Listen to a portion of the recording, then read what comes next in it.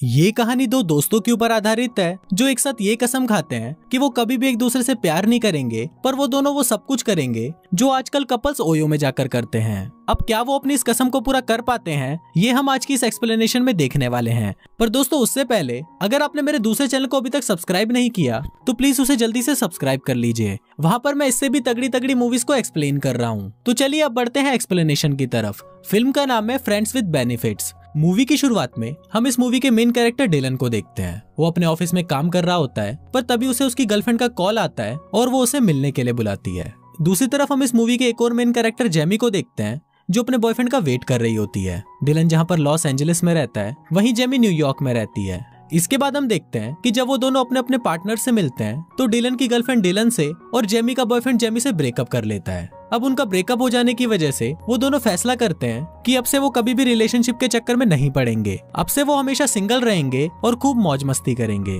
Jamie एक company के लिए लोगों को रिक्रूट करने का काम करती थी, इसलिए वो डिलन को GQ मैगजीन कंपनी में इंटरव्यू देने के लिए न्यूयॉर्क बुलाती है। दरअसल डिलन अपने काम में बहुत अच्छा था, इसलिए जेमी चाहती थी कि डिलन किसी भी हालत में GQ मैगजीन में काम करे और डिलन को इस कंपनी में लगवाने के बदले जेमी को अच्छा खासा कमीशन भी मिल रहा था। इसके बाद जेमी डिलन को पिकअप करने के लिए एयरपोर्ट पर जाती है। फिर जब वो टैक्सी में बैठकर वापस आ रहे होते हैं तब डिलन जेमी को बोलता है कि मुझे नहीं लगता कि मैं इस कंपनी में काम करने के काबिल हूँ। पर इस पर जेमी उसे बोलती है कि तुम अपने काम में बहुत अच्छे हो और तुम इस इंटरव्यू को भी आसानी से पास कर लोगे।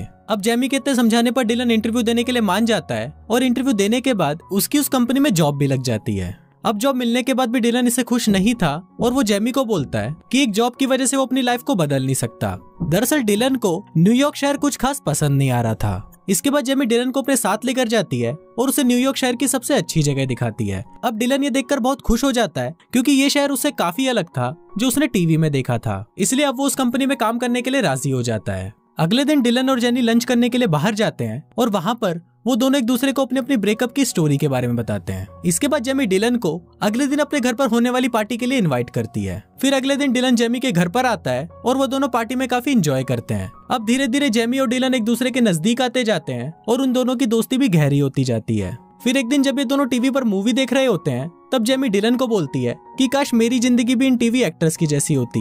मेरी जिंदगी में कोई ऐसा होता जो मुझे बहुत प्यार करता और जब मैं उदास होती तो मुझे मनाने के लिए शाही घोड़े पर बैठकर कोई राजकुमार आता। इस पर डिलन उसे बोलता है कि ये सिर्फ फिल्मों में ही होता है और असली जिंदगी में इसका कोई मतलब नहीं है। इसके बाद वो दोनों आपस में घपाघप वाली बातें करने लगते हैं और फिर डिलन जेमी को बोलता है कि घपाघप एक टेनिस मैच जैसा होना चाहिए, बस खेलो, एंजॉय करो और निकल जाओ। तभी डिलन के दिमाग में एक आइडिया आता है और वो जेमी को अपने साथ एक टेनिस मैच खेलने के लिए बोलता है। पर इस पर जेमी उसे बोलती है कि वो उसे इस नजर से नहीं देखती। तो डिलन उसे बोलता है कि मैं तभी तो बोल रहा हूँ, इससे हम अपनी मौज मस्ती भी कर लेंगे और हमारे बीच किसी भी तरह का इमोशनल ड्रामा भी नहीं होगा। अब ये आइडिया जेमी को भी पसंद आता है और फिर वो दोनों बाइबल पर हाथ रखकर कसम खाते हैं कि वो सिर्फ दोस्ती रहेंगे और कभी भी एक दूसरे से प्यार नहीं करेंगे। अब जब दोनों के बीच में सारी चीजें क्लियर हो जाती है तो उसके बाद वो दोनों टेनिस का मैच खेलना शुरू कर देते हैं। अब इसके बाद से ही वो दोनों बस दिन रात घपाघपी करते रहते हैं। वो दोनों इतना घपाघप करते हैं कि दोनों के बीच में चीजें ऑकवर्ड होने लगती है और कुछ दिनों तक वो दोनों एक दूसरे से बात भी नहीं करते। कुछ दिनों बाद वो दोनों एक पार्क में मिलते हैं जहाँ जेमी डिलन को बताती है कि उसे लगा था कि सिर्फ घपाघप करने की वजह से उन दोनों की दोस्ती में कोई फर्क नहीं पड़ेगा, पर उसे लगता है कि फर्क पड़ रहा है और इस वजह से अब से हम ये सब नहीं करेंगे। पर अगले ही दिन से वो दोनों अपने आप को रोक नहीं पाते और फिर से टेनिस मैच खेलना शुरू कर देते हैं। अब ऐसे ही कुछ दिन और निकल जाते हैं और ये दोनों बस दिन रात टेनिस मैच ही खेलते रहते हैं। अब एक दिन घपाघप करने के बाद जेमी डिलन से बोलती है कि मुझे लगता है कि अब मुझे एक बॉयफ्रेंड बना लेना चाहिए और इसलिए अब से हमें ये मैच खेलना भी बंद कर देना होगा। इसके बाद वो घूमने के लिए एक पार्क में जाते हैं जहाँ जेमी को एक लड़का पसंद आ जाता है। फिर वो उससे बात करने के लिए उसके पास जाती है और कुछ देर बातें करने के बाद वो उससे उसका नंबर ले आती है। अब इन दोनों में भी डेटिंग होना शुरू हो जाती है और वो लड़का जेनी को बताता है कि वो एक डॉक्टर है और वो छोटे बच्चों का इलाज करता है। अब कुछ दिनों तक एक दूसरे को डेट करते हैं और फिर एक रात जेमी और डॉक्टर भी एक साथ टेनिस मैच खेलते हैं। अगले दिन वो डॉक्टर बिना बताए जेमी को छोड़कर वहाँ से जा रहा होता है, पर तभी जेमी उसे देख लेती है और उसके पूछने पर वो डॉक्टर उसे बताता है कि वो उसके सपनों का राजकुमार नहीं बन सकता। ये सुनकर जेमी को बहुत गुस्सा आ जाता है और वो उसको गालियां देकर वहाँ से भगा देती है। इसके बाद जेमी डिलन के पास आती है और उसे उस चूतिया डॉक्टर के बारे में बताती है। इस पर डिलन उसे बोलता है कि वो डॉक्टर तो बहुत बड़ा खिलाड़ी निकला और अपनी ठरक मिटाकर वहाँ से चला गया। इसके बाद डिलन जेनी को बताता है कि वो इस वीकेंड को अपने घर लॉस एंजलिस जा रहा है और अगर जेनी चाहे तो उसके साथ चल सकती है। इस पर पहले तो जेनी उसे मना कर देती है, पर डिलन के फोर्स करने पर वो मान जाती है। इसके बाद वो डिलन के घर लॉस एंजलिस जाते हैं। वहां पहुंचने पर डिलन के डैड और उसके सिस्टर डिलन और जेमी को साथ देखकर बहुत खुश होते हैं। यहाँ पर हमें ये भी पता चलता है कि डिलन के डैड को अल्जाइमर की बीमारी है, जिस वजह से वो चीजों को बार बार भूल जाते हैं। इसके बाद हम देखते हैं कि जेमी और डिलन की सिस्टर आपस में बातें कर रही होती हैं, जहाँ वो जेमी को डिलन के बचपन की फोटोज दिखाती है। अब रात को डिलन के अंदर ठरक जागने लगती है और वो चुपके से जेमी के कमरे में टेनिस मैच खेलने के लिए आता है। पर इस पर जेमी उसे बोलती है कि हमने डिसाइड किया था कि फिर कभी भी टेनिस मैच नहीं खेलेंगे। पर फिर भी डिलन उसे मैच के लिए मनाने की कोशिश करता है और कुछ देर बातें करने के बाद जेमी भी मैच के लिए मान जाती है और फिर वो दोनों पूरी रात टेनिस का एक पूरा टूर्नामेंट खेलते हैं। अब अगली सुबह जब सभी लोग साथ में ब्रेकफास्ट कर रहे होते हैं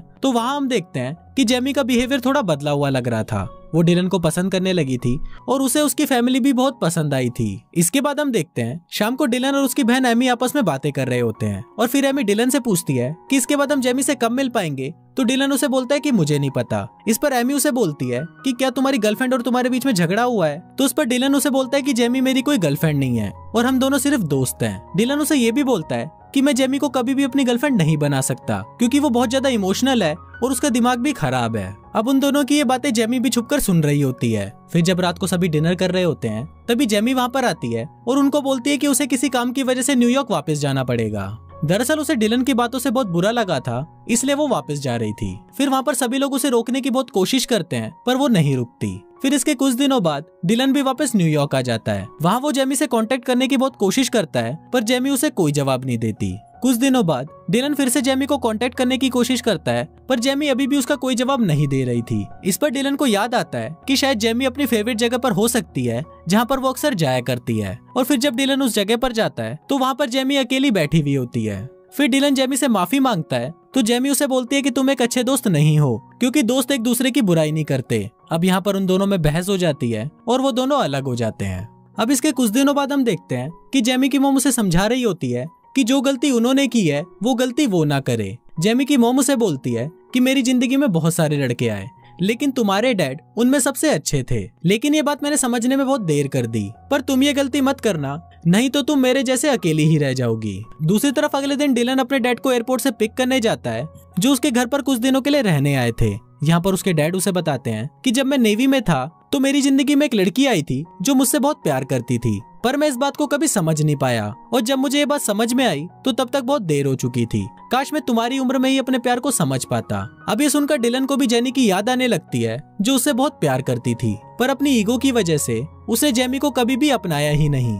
इस पर उसके डैड उसे बोलते हैं कि अगर तुम्हारे प्यार में थोड़ी सी भी गुंजाइश है तो जाकर अपने प्यार को बचा लो। फिर डिलन अपने डैड को घर छोड़कर अपने मिशन को पूरा करने के लिए निकल जाता है। इसके बाद हम जेमी को देखते हैं जो अपनी मॉम से बात कर रही थी क्योंकि उसकी मॉम ने उसे एक जगह पर मिलने के लिए बुलाया था। जेमी अपनी मॉम से पूछती है कि आप कहाँ पर हो, तो इस पर उसकी मॉम उसे बोलती है कि वो एक टाई पहने हुए लड़के के पास खड़ी है। अब जेमी उनको ढूंढ ही रही होती है पर तभी वहाँ पर सभी लोग डांस करने लग जाते हैं। इसके बाद वहाँ पर उसे डिलन खड़ा हुआ दिखता है जो उसके पास आकर उससे माफी मांगता है। वो उसको बोलता है कि वो उसे बहुत मिस कर रहा है और वो जेमी से बहुत प्यार करने लगा है। इसके बाद वो जेमी को घुटनों पर बैठकर प्रपोज करता है और फिर वो दोनों एक दूसरे को किस करते हैं। इसके बाद वो दोनों एक साथ डेट पर जाते हैं और ये उनके रिलेशनशिप की पहली डेट होती है और कुछ इसी तरह से ये फिल्म यहीं खत्म हो जाती है।